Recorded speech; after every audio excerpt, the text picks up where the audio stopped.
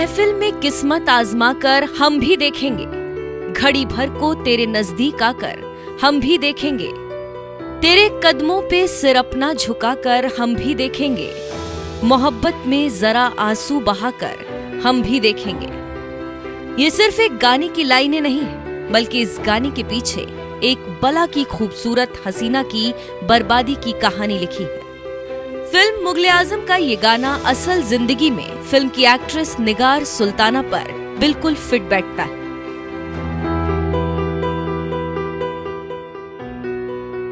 साल 1960 जब भारतीय सिनेमा की सबसे बड़ी फिल्म मुगले आजम ने बड़े पर्दे पर दस्तक दी। आखिर कैसे ये फिल्म निगार सुल्ताना की बर्बादी की वजह बनी, इससे जुड़ा एक किस्सा आज हम अपनी इस रिपोर्ट में आपको बताने जा रहे हैं।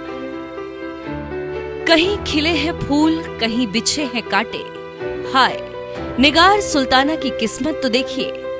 वो कहते हैं ना, कभी कभी एक गलत फैसला आपकी पूरी जिंदगी बदल देता है।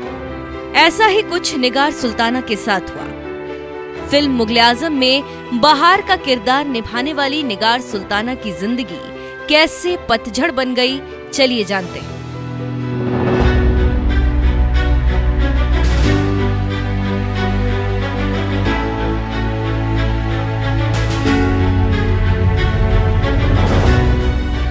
निगार सुल्ताना का जन्म 21 जून 1932 में हुआ था। हैदराबाद से ताल्लुक रखने वाली निगार सुल्ताना अपने स्कूल में छोटे मोटे प्ले किया करती थी। एक्टिंग को प्रोफेशन बनाने के बारे में उन्होंने कभी सोचा भी नहीं था, लेकिन किस्मत को कुछ और ही मंजूर था। जब निगार सुल्ताना 10 साल की थी, उनके पिता का निधन हो गया था। उनके पिता एक फौजी थे। निगार और उनके भाई बहनों की देखरेख उनके पिता के जिगरी दोस्त जगदीश सेठी ने की। निगार सुल्ताना के फिल्मी दुनिया में कदम रखने में जगदीश सेठी ने ही मदद की थी।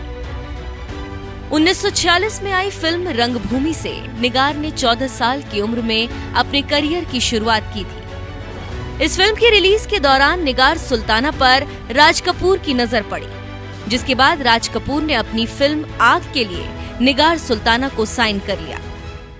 राज कपूर और नरगिस के बीच निगार सुल्ताना इस फिल्म में लोगों के दिलों में छाप छोड़ने में कामयाब रही थी। इस फिल्म के बाद निगार का करियर बुलंदियों पर पहुंच गया था। उनके पास फिल्मों की लाइन लग गई थी। उन्होंने बाजार, पतंगा, शीश महल और मिर्जा गालिब जैसी फिल्मों के जरिए लोगों का दिल जीत लिया था। निगार सुल्ताना ने अपने करियर के पीक पर मशहूर डायरेक्टर SM यूसुफ से शादी की थी। कहा जाता है कि दोनों ने सबसे छिप-छिपाकर शादी की, जिसके बारे में किसी को कुछ पता नहीं चला था, और वो अपनी फिल्म करियर में बिजी रही। इस दौरान निगार सुल्ताना की कथक डांसर सितारा देवी से काफी गहरी दोस्ती हो गई थी। सितारा देवी के पति के आसिफ उस दौरान भारतीय सिनेमा की सबसे बड़ी हिस्टोरिकल फिल्म मुगले आजम बना रहे थे। इस फिल्म में पृथ्वीराज कपूर, दिलीप कुमार और मधुबाला जैसे स्टार्स को कास्ट किया गया था, लेकिन फिल्म में एक और एक्ट्रेस की जरूरत थी। इस रोल के लिए उन्होंने सुरैया और नूतन को ऑफर दिया था, लेकिन दोनों हसीनाओं ने ही ये किरदार निभाने के लिए मना कर दिया। फिर के आसिफ की पत्नी सितारा देवी ने इस रोल के लिए निगार सुल्ताना का नाम सुझाया। के आसिफ ने निगार सुल्ताना की खूबसूरती को देखते हुए उन्हें फिल्म में साइन कर लिया और उन्हें मुगले आजम में बहार का किरदार दे दिया।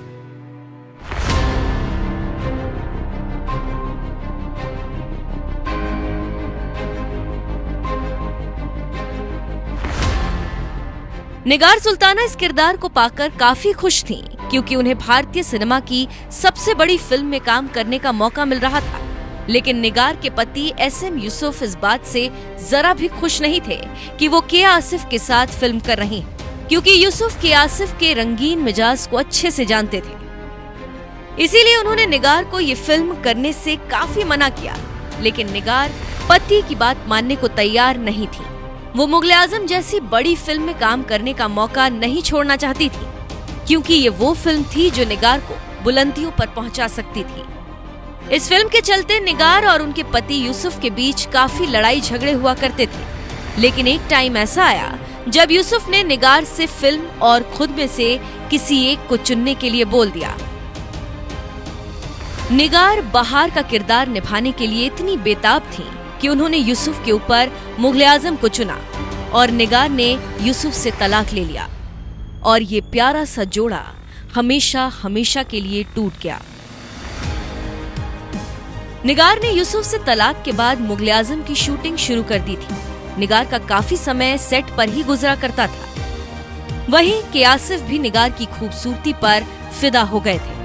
कहा जाता है फिल्म के सेट पर ही दोनों एक दूसरे के इतने करीब आ गए थे कि मुगल आजम की शूटिंग पूरी होने से पहले ही दोनों ने शादी कर ली और निगार अपनी दोस्त सितारा देवी की सौतन बन गई थी। जब ये बात के आसिफ की पहली पत्नी सितारा देवी को पता चली तो उन्हें बहुत बुरा लगा, लेकिन उन्होंने के आसिफ से कुछ नहीं कहा और न ही उन्हें छोड़कर गई।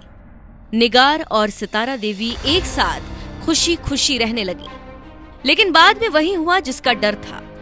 फिल्म मुगल आजम की रिलीज के बाद के आसिफ ने दिलीप कुमार की बहन अख्तर से तीसरी शादी कर ली। के आसिफ की तीसरी शादी से सितारा देवी बुरी तरह से टूट गई थी और उन्होंने के आसिफ के साथ ना रहने का फैसला लिया था।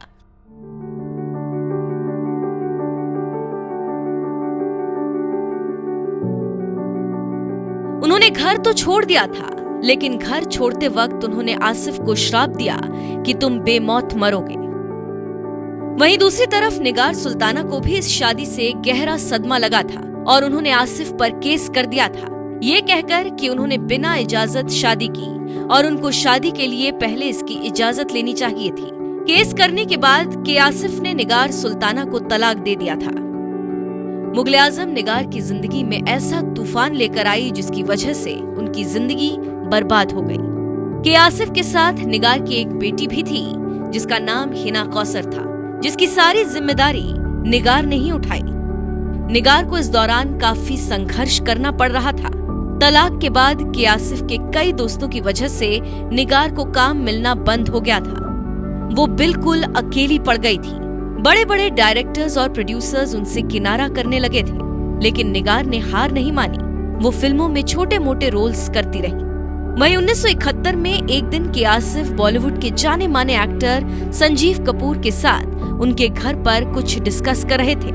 तभी अचानक हार्ट अटैक आने से उनकी मौत हो गई। कहा जाता है कि निगार सुल्ताना को के आसिफ की जायदाद से भी कुछ नहीं मिला था। उन्होंने इसके लिए कोर्ट का भी सहारा लिया, लेकिन कुछ हाथ नहीं लगा। उनकी जिंदगी काफी मुश्किल दौर से गुजर रही थी। बाद में जब उनकी बेटी हिना बड़ी हुई तो उन्हें एक फिल्म में काम मिला जिसका नाम था दोस्त और दुश्मन। इस फिल्म से हिना को कोई खास फायदा नहीं हुआ। उन्होंने कई फिल्मों में छोटे छोटे रोल किए, लेकिन वो अपनी छाप छोड़ने में कामयाब नहीं हो पाई। बाद में हिना ने इकबाल मेनन से शादी कर ली और उनके साथ अमेरिका में सेटल हो गई।